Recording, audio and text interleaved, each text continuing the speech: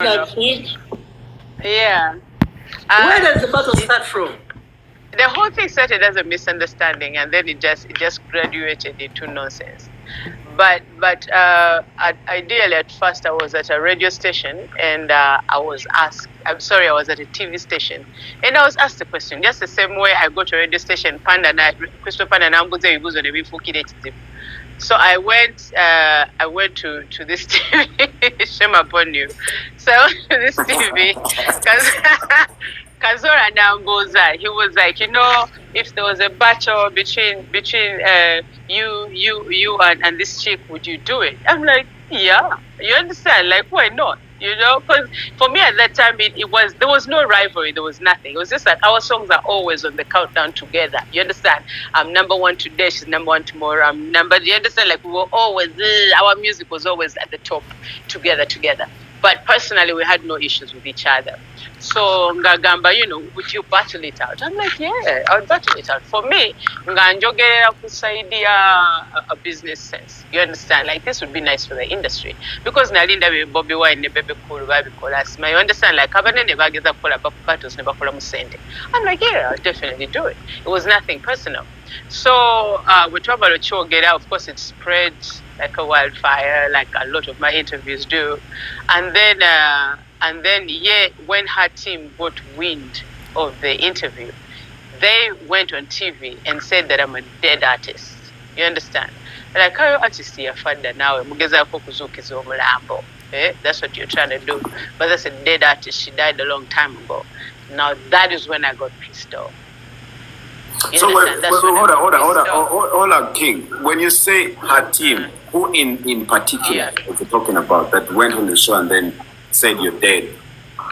Because Jeffrey Jetta Getakola interviews, right? Yeah. So there was that other guy. What is his name? That other guy, he looks like he's sick. Guy.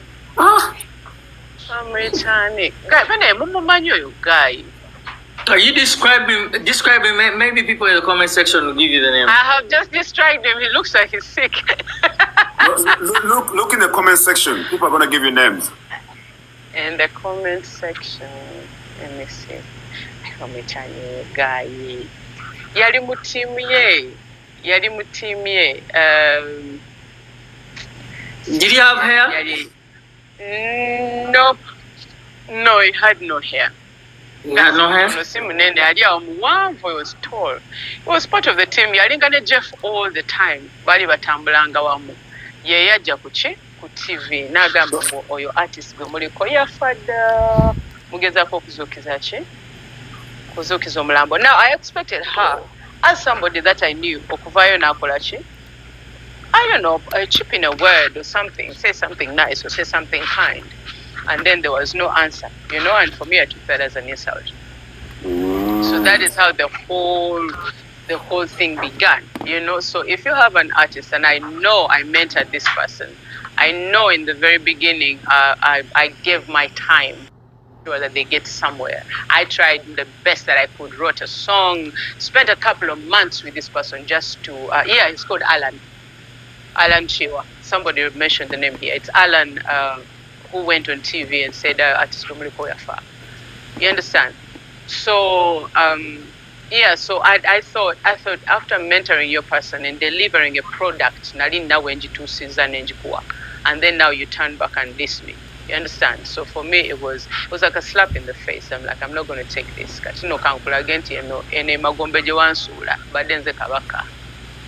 You understand? And that is how I came, and that is how the whole situation began. Let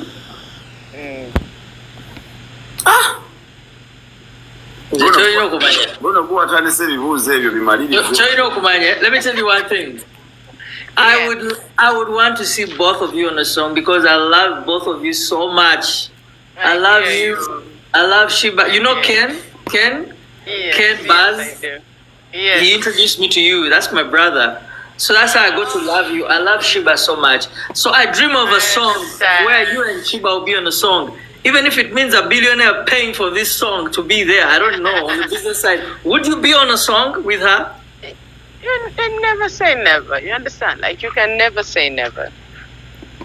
I cannot say I would never be on a song with her. No, I cannot say that. But I will tell you I'm not interested.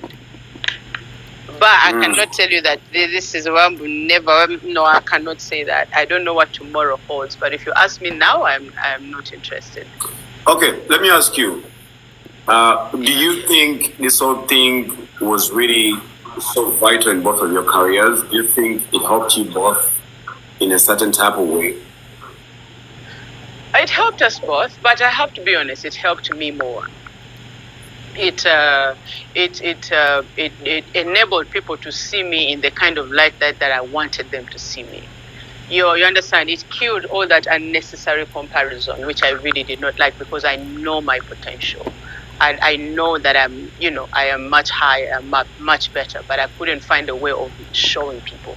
So it gave me the stage to like, polish my talent, like how levels I've been talking about all these years, and just show you on stage, like, this is what I mean, that I am the king herself, and it's not just a title, you understand? I mean it, and I can prove it. I've got the credentials for it. So it gave me the right stage. It gave me the right stage to show that I am actually this person that I am talking about. So at the end of the day, I knew, because from then on, there's never been any comparison. Now I became a bar. Yeah, I've since then, it's like this bar that I set, and I wanted that so much, and there was no other way of doing it than just to show them that this is what I'm trying to tell you. And the message went home really, really, really, really well. So when you did the battle, was it about the money? Was it about also showing out like, hey, I can do this? And also who approached you? Because I talked to both parties. Now what really happened from your side? Because I've never talked to you about that side of the battle. Who approached you? Okay. Who started it? But you know that she had this show every year. What is the name of the show? She had this YOLO festival, yeah? Festival. That she wanted to do, So she yasoko okulanga festival, but the what do you call it? Amasinyaziga festival gaite gawera. So they approached me, obviously, because I cannot force myself into that situation, Panda. It's not, it's impossible. I cannot force myself into it. Neither can I like get into the space of such an artist and say, I need you to do this or what. No, I didn't need it. So they needed more hype for that show. That's the truth. Because the hype was just not getting there. Because when you announce something like a festival, you really, really need an audience. So it was just not working with just her name on it. So the university approached me that I would like to add some more energy into it, and we feel like you're perfect for it. And at first I thought it was a joke. When Aggie told me, I'm like, nah, that cannot be true. So Aggie's like, no, guy is serious. So I tell her, okay, you give them a price that they cannot handle, because I don't want to do this. Because I gave a price which I knew very much that they cannot handle it. I knew they can't pay that to me because they have not paid that money to a Ugandan as yet. So I tell Aggie, tell them that, and tell them I'm not going down. How many figures are we talking about? I told you I'm not discussing my figures, Krista. You keep asking this question. I said, no. Mama mani tuwe ku ssente wali akawumbi.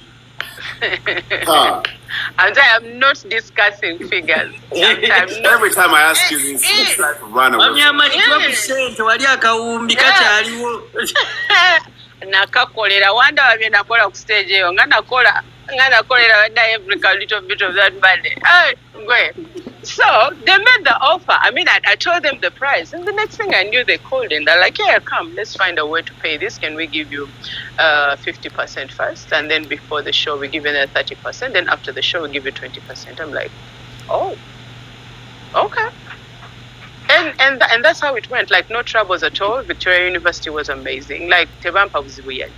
Everything that we wanted to do was like, the money was always there. Like, there were nothing at all. It's like, we need this, you get it. You need this, you get it. You need to get it. Like, it was for them, it was for the university. And I think at the end of the day, it actually worked for them. So yes, business-wise, I did it for the business. The money was really good. But then also it did amazing for my career. You understand? Like, for the level that I wanted to be at, it did really amazing for me. Do you know what I saw that day of the battle? Yeah. I saw two great women, because after they took that drone shot of Kololo Mwagifula Antono, I saw the greatest women standing on that stage, and they have their fathers all here. It was amazing. But you have to respect that woman for one thing, yeah? Whether she won or did not win, she will always be the woman who stood up to the giant. She will always be the one who's the David who stood up to Goliath. You understand what I'm saying? Like her name will never be taken out of history because of that. And she kept coming back. She was relentless until the end. You understand? That is something I respect about her. A lot of artists could have left after the first round. You understand? She did not stop. She was relentless. And that I respect about that woman until this day. That up to the end, she didn't back down. You understand? No matter what was going on, she has such a heart. Because I don't know if I would do the same if I was getting beaten that hard. I don't know if I would do the same. You understand?